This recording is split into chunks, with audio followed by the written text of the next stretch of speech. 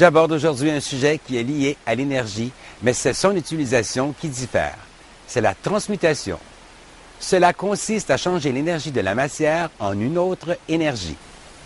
Je comprends pas. Il s'agit simplement, dans une situation précise, de changer l'énergie d'une matière pour la convertir en une autre. Une autre quoi? Une autre énergie. À l'aide d'un exemple, tu comprendras plus facilement. Univers infini, je transmute le poids de cette caisse en poids plume, immédiatement. Tu veux dire que le poids de la caisse ne pèsera rien ou presque rien?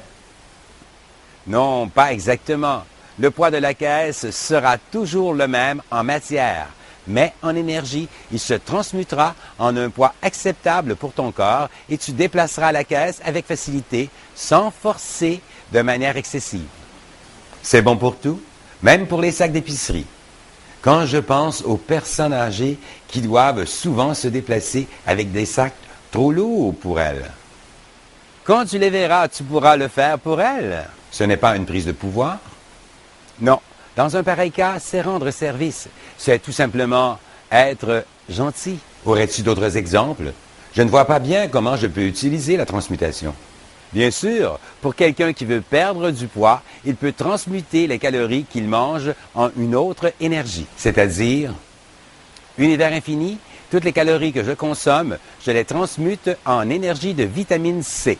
C'est toujours selon l'intention du penseur lui-même. Pour que ce soit efficace, il faut le faire avant chaque repas ou collation.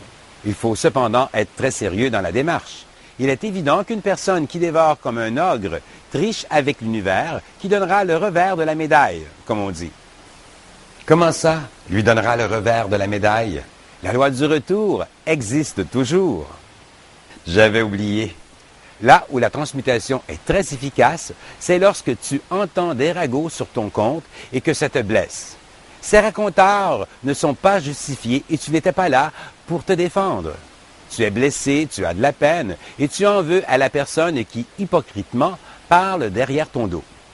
Au lieu de souffrir, d'en vouloir à quelqu'un, tu transmutes toutes les pensées et les paroles négatives de cette personne en une énergie d'amour pour toi, ou de succès, de santé, d'abondance financière, etc.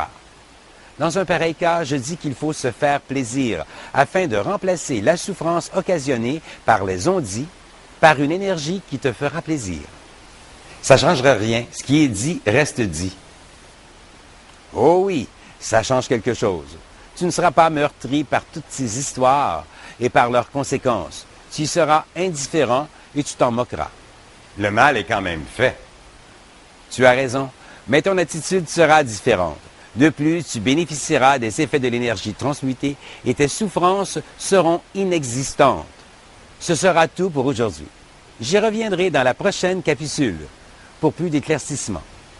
En attendant, réfléchissez sur des situations passées qui ont laissé leur marque, dont la transmutation pourrait effacer les cicatrices de cette souffrance. Agissez maintenant. Ciao, ciao!